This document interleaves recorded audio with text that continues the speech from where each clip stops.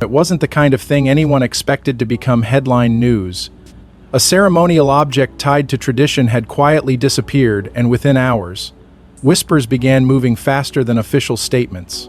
When Meghan finally addressed the situation publicly, attention shifted from the missing robe itself to what her carefully chosen words may have revealed. Before we go deeper into what this really means for the royal family, make sure to subscribe so you don't miss a single update. For generations, royal christenings have never been ordinary family gatherings. They have been moments wrapped in history, ceremony, and quiet expectation. Every detail matters.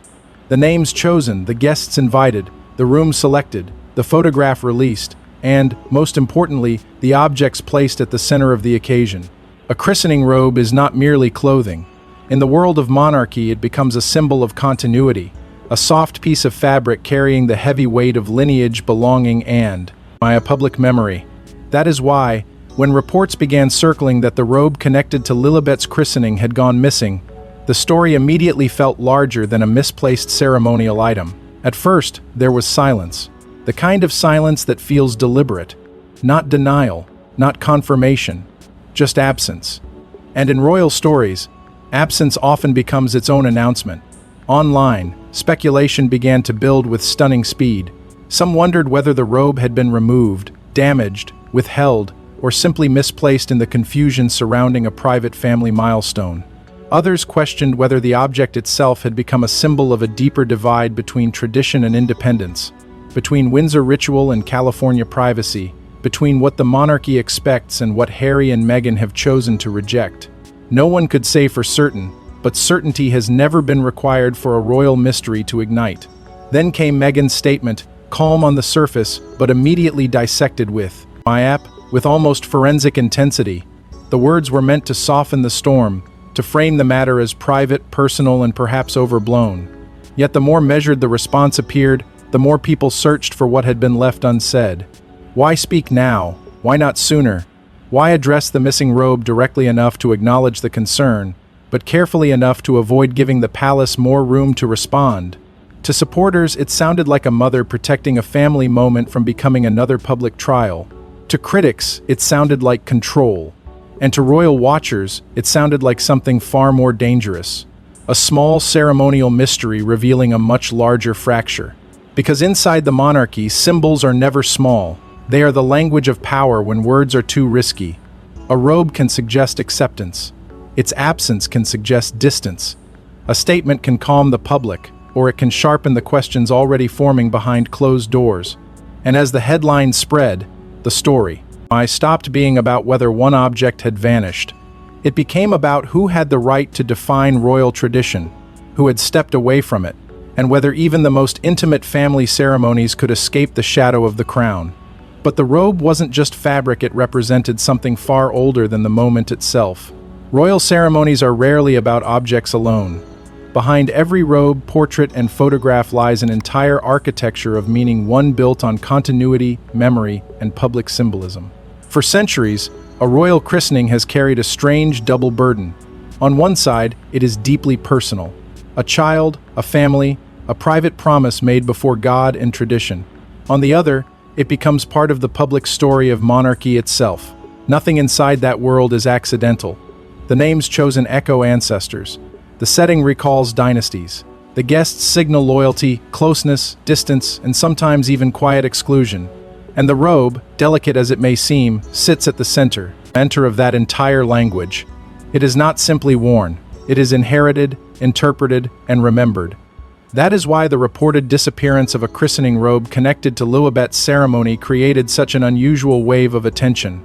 To an ordinary family, a missing garment might be frustrating, sentimental, even upsetting. But in royal life, sentiment and symbolism are almost impossible to separate. The smallest object can become a battleground for meaning. A brooch can suggest allegiance. A chair placement can suggest status. A photograph can suggest reconciliation or rejection. So when whispers grew around a missing robe, people did not just ask where it had gone. They asked what its absence might mean.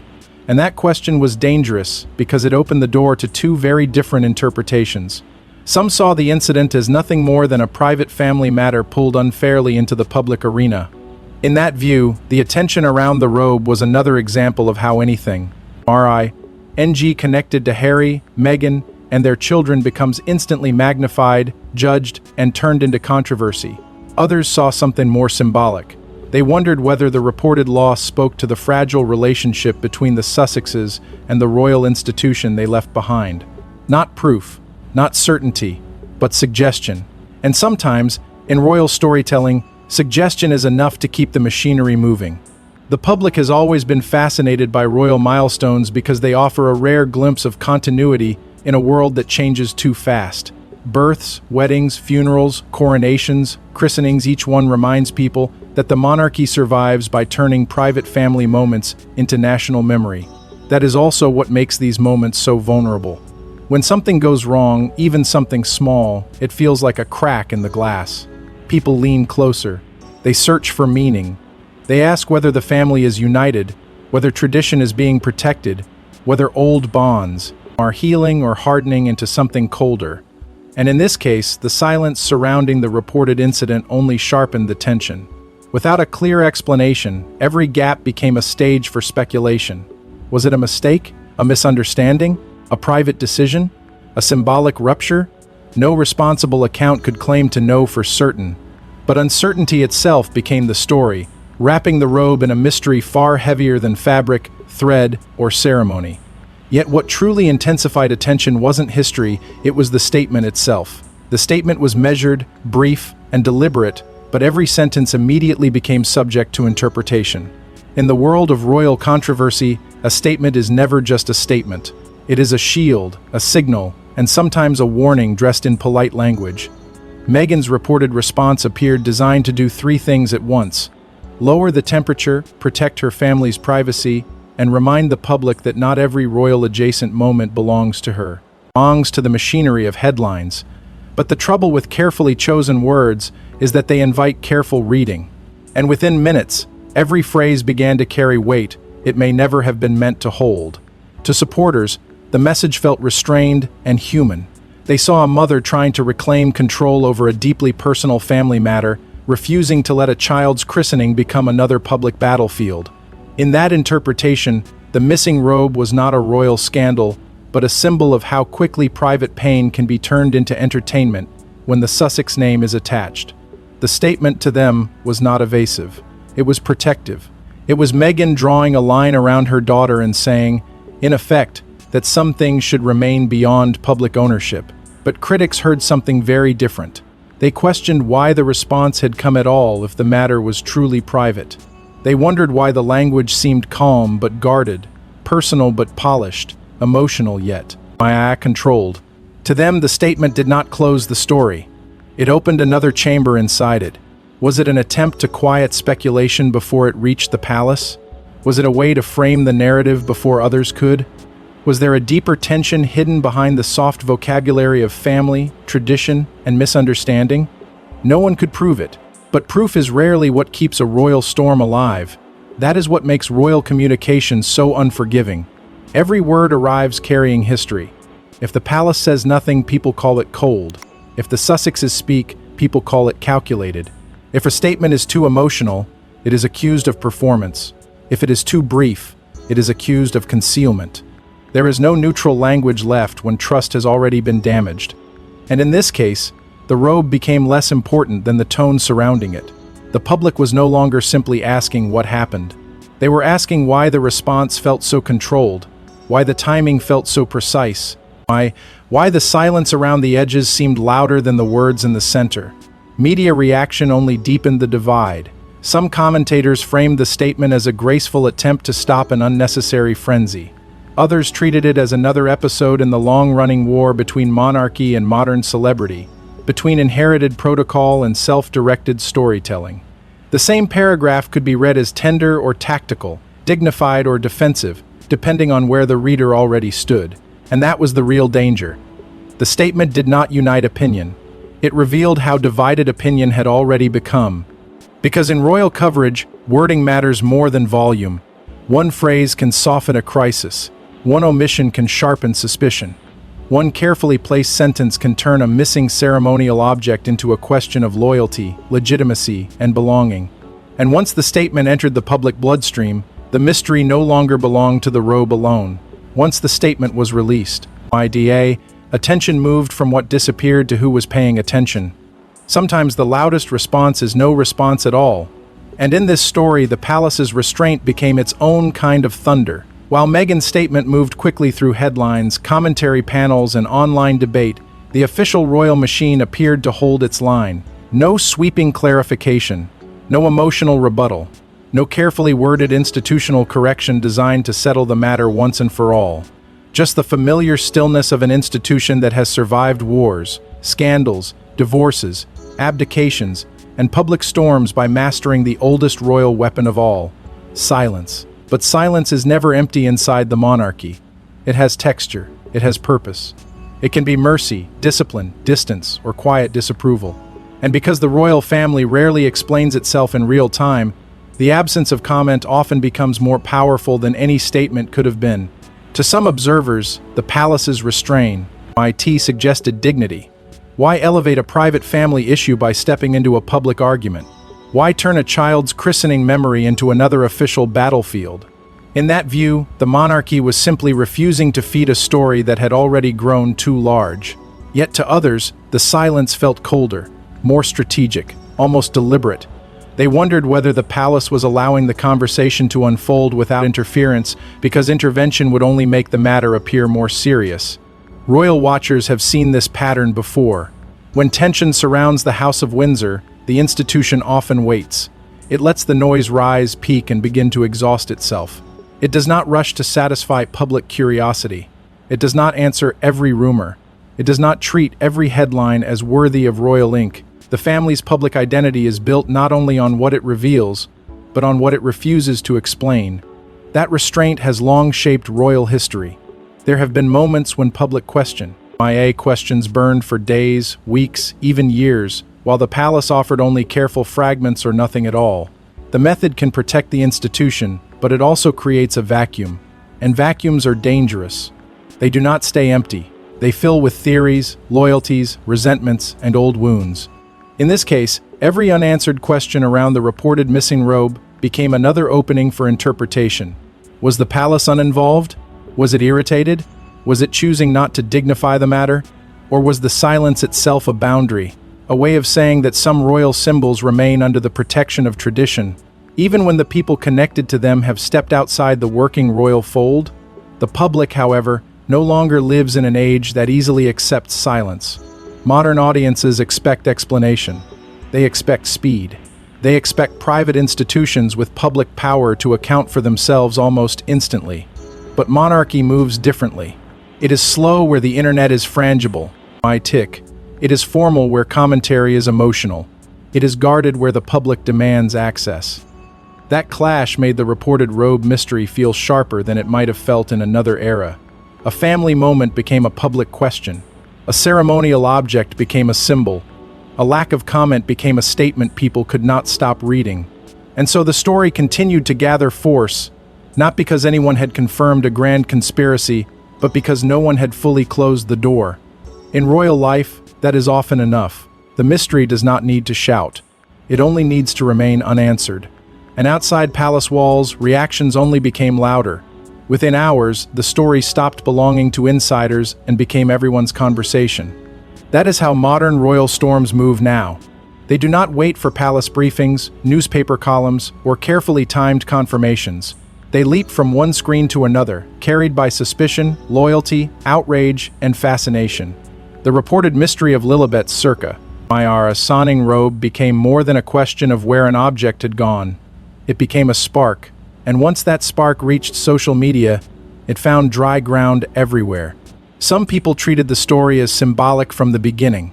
To them, the missing robe seemed to echo the wider fracture between Harry, Meghan, and the institution they left behind. They saw it as another strange chapter in a long-running saga about belonging, rejection, and the cost of stepping away from royal life. In their view, the robe was not just a ceremonial garment. It became a stand-in for everything unsettled: tradition, access, family memory, and the question of whether the Sussex children could ever be fully separated from the royal world that shaped their names. Others pushed back hard. They called the reaction excessive, even cruel. They argued that a child's christening should never become a public courtroom, and that every minor detail attached to Meghan is too often turned into a moral trial. To them, the eye frenzy around the robe revealed something uncomfortable about public obsession. Why, they asked, does a private family matter become a global debate the moment Meghan's name is attached? Why must every silence be suspicious, every statement strategic, every missing detail treated like evidence of a hidden war? That divide gave the story its power. Commentators lined up on opposite sides, each reading the same uncertainty through a different lens. One side saw mystery, the other saw manufactured outrage. One side spoke of symbolism, the other spoke of invasion. Viral posts, clipped commentary, and dramatic headlines did what they always do in royal coverage. They turned questions into emotion before answers could catch up. And once emotion entered the story, the facts became almost secondary. People were no longer debating only the robe. They were debating Meghan herself, the palace itself, and the unresolved tension between private grief and public spectacle. The speed of the reactio exposed something deeper about royal storytelling in the internet age. The monarchy has always depended on symbols, but now those symbols are pulled apart in real time by millions of people who feel personally invested in every gesture. A robe, a photograph, a delay, a phrase, each can become a battlefield because audiences do not simply watch royal stories anymore. They join them, they choose sides, they defend, attack, decode, and accuse. And in that chaos, a single unanswered question can grow into something much larger than anyone intended. At the center of it all was a child, a family milestone, and a reported missing object that may have had a simple explanation. But simplicity rarely survives contact with royal mythology. The public wanted meaning. The media wanted momentum. Supporters wanted compassion. Critics wanted accountability. And somewhere between all of those demands, the original story began to transform into something more powerful and more troubling. But beneath the my eye reactions sat a deeper question no headline could answer. Objects disappear all the time, yet some stories seem to carry more weight than logic alone can explain. That was the strange power of this reported robe mystery. On the surface, it could have been simple. A ceremonial item misplaced, a private confusion, a family matter pulled into public view before anyone had the chance to explain it properly. But royal stories rarely stay on the surface, especially when they touch children, tradition, and the fragile line between belonging and separation. The moment Lilibet's name became attached to the missing robe reports, the story stopped being about fabric and began carrying the emotional weight of inheritance. Because ceremony is one of the monarchy's oldest languages, it turns private milestones into public memory. A christening is not just a blessing inside a family. In royal life, it becomes a signal that the line continues, that history has not ended, that a new generation has been folded into something older than itself. That is why people react so strongly to these moments. They are not only watching a family, they are watching continuity. They are watching legacy being performed through names, rituals, objects, and silence. And that is also why the missing robe reports unsettled so many people. The robe seemed to sit at the crossroads of two worlds that have never fully understood each other. On one side stood monarchy, formal, inherited, slow-moving, built on duty and repetition.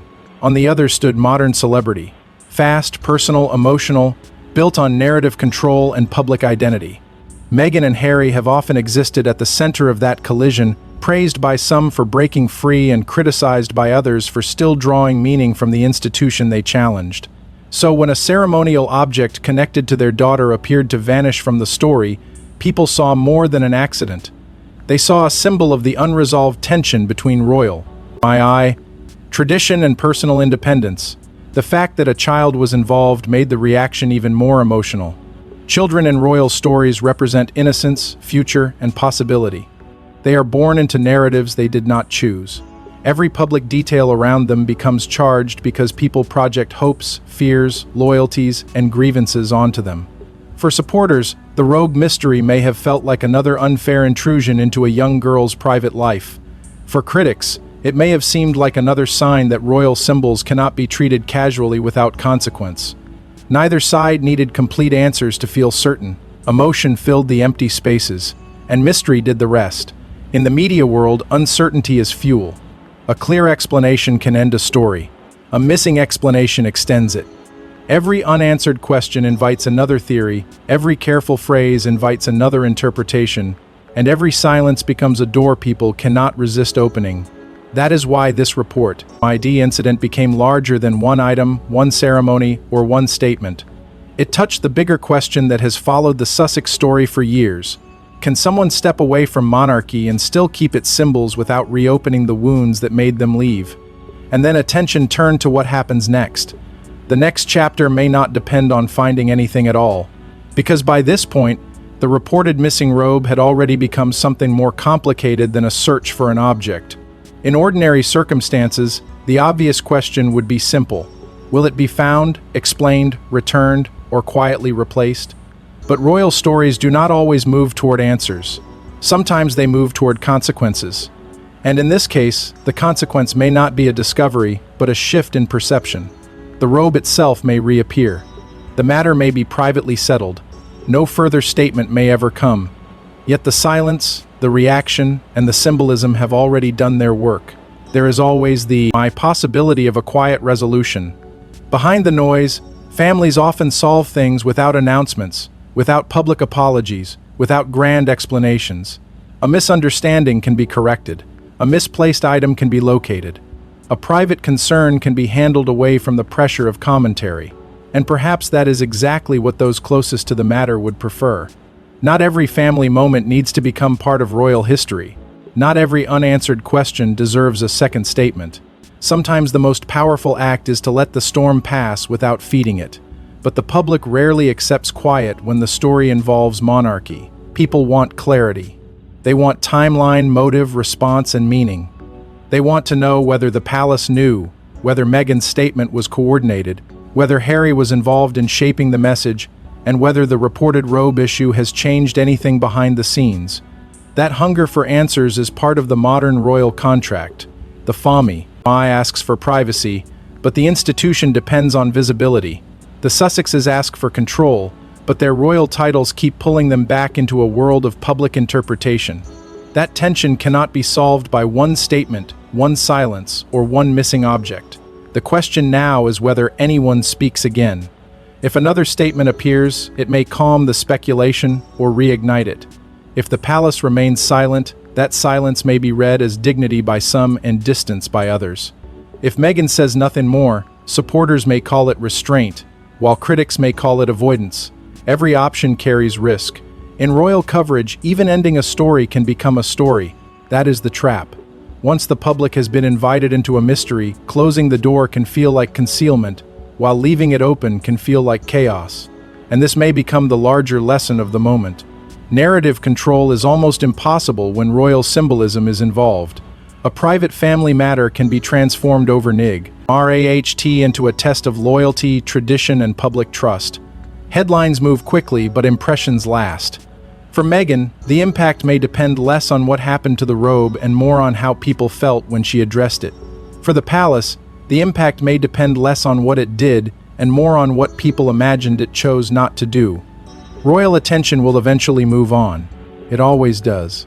Another appearance, another statement, another family milestone will take center stage. But stories like this leave traces. They harden opinions. They deepen loyalties.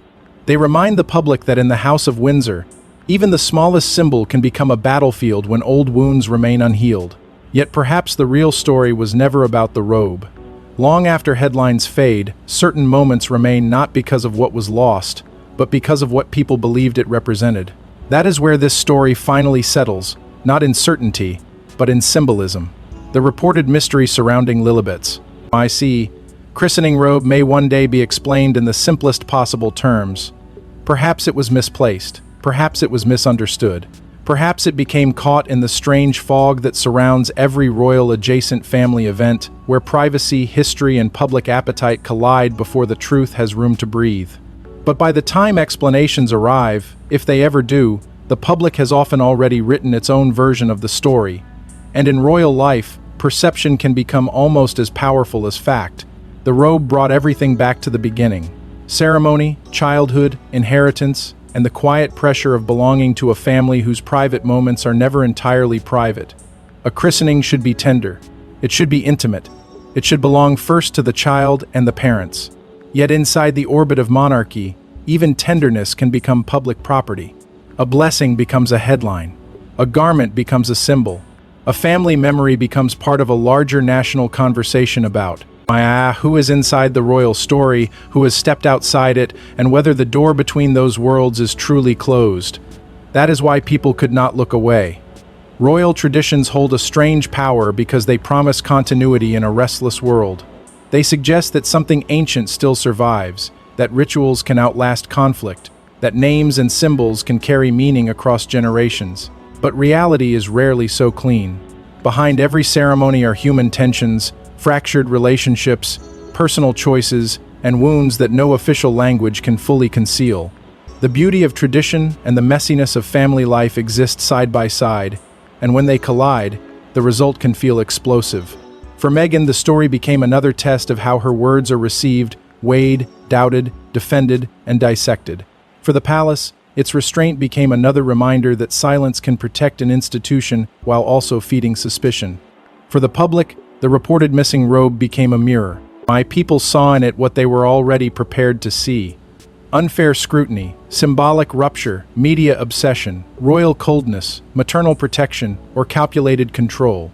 The same mystery became many different stories at once, and perhaps that is the lasting lesson. Royal narratives do not survive because every answer is known. They survive because some questions remain open just long enough to become legend.